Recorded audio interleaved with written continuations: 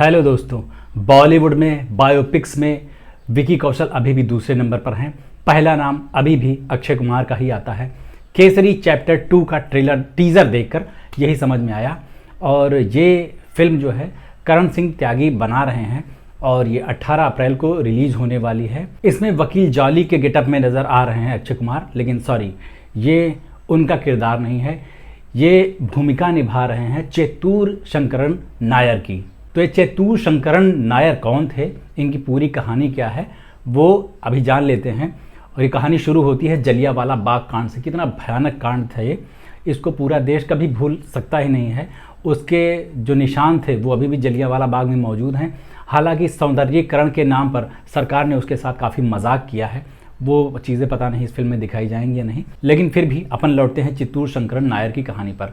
तो ये 1857 में पैदा हुए थे जुलाई के महीने में, और इनके पिता ब्रिटिश सरकार के अंतर्गत तहसीलदार हुआ करते थे। मतलब पैसे वाले आदमी थे, रुतबे वाले आदमी थे, जिसकी वजह से शंकरन नायर की भी अच्छी शिक्षा दीक्षा हुई और वो मद्रास में ही पहले वकील हुए, फिर हाई कोर्ट में जज भी हुए। मतलब काफ़ी तगड़ा पावर था उनका। और तरक्की की सीढ़ियाँ चढ़ते चढ़ते वो ब्रिटिश काउंसिल जो होती है ना, उसके 5 सदस्यों में से एक बन गए। किसी भी भारतीय के लिए ये ब्रिटिश सरकार में सबसे बड़ा पद हो सकता था, जिस पर चेतूर शंकरन नायर पहुंचे थे। लेकिन इस सबके बाद भी, ब्रिटिश सरकार में शामिल रहने के बाद भी, वो भारतीयों की आवाज़ बने रहे, भारतीयों के तरफ से लड़ते रहे। इवन वो कांग्रेस में भी शामिल थे कुछ समय तक और राजनीति में भी सक्रिय थे। और उसके बावजूद ब्रिटिश सरकार में भी उनको बराबर तरक्की मिलती रही।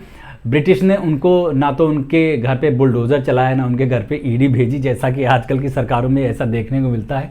वो समय और था, लेकिन उसी टाइम पे 2 अंग्रेज़ों की क्रूरता सामने आई, जिसकी परिणति हुई जलियांवाला बाग कांड के रूप में।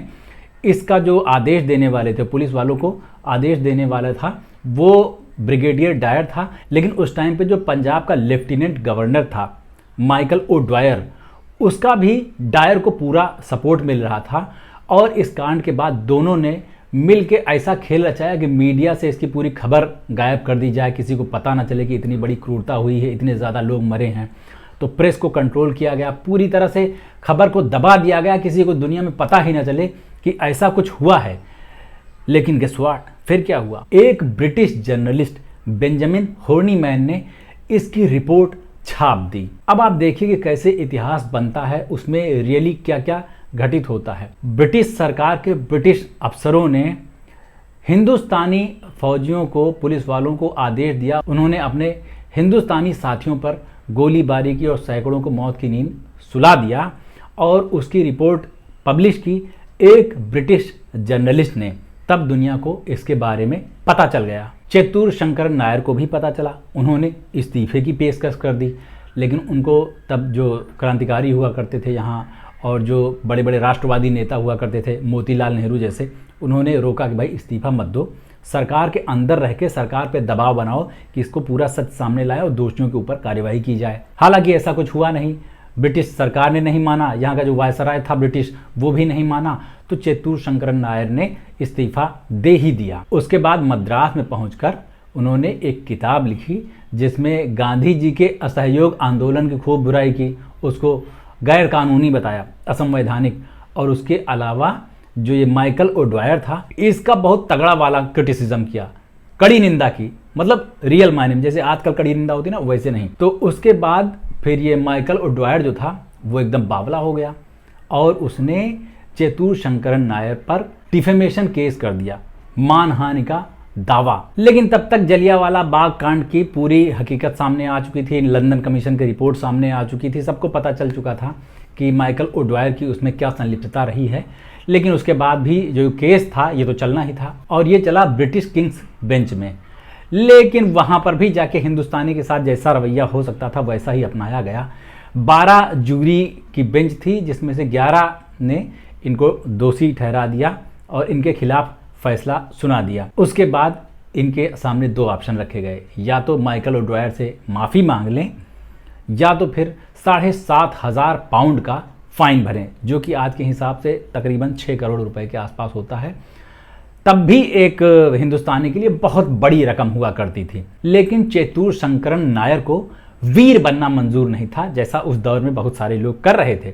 उन्होंने माफ़ी नहीं मांगी और 7,500 पाउंड का फाइन भरा। तो ये कहानी थी चेतुर शंकरन नायर की। इसके बाद की चीज़ें उसमें दिखाई जाएंगी या नहीं ये पता नहीं है।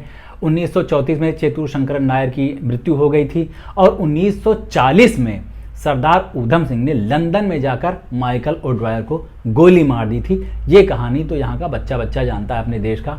इसी पर सरदार ऊधम फिल्म भी बनी थी जिसमें विकी कौशल ने सरदार ऊधम सिंह का रोल निभाया था। तो ये पूरी कहानी है केसरी 2 की। और इसके टीज़र में दिखता है कि जो दृश्य दिखाए नहीं जा सकते, 30 सेकंड के जो गोलीबारी और मौत वाले दृश्य हैं विचलित करने वाले, वो उसमें दिखाए नहीं गए हैं। पर वो दृश्य सुजीत सरकार की सरदार ऊधम में दिखाए गए थे, जिसमें सरदार ऊधम का रोल विकी कौशल ने किया था और वो बहुत बढ़िया फिल्म लगी थी। अब ये केसरी 2 भी उतनी ही बढ़िया होगी या नहीं, ये तो आने वाला समय ही बताएगा।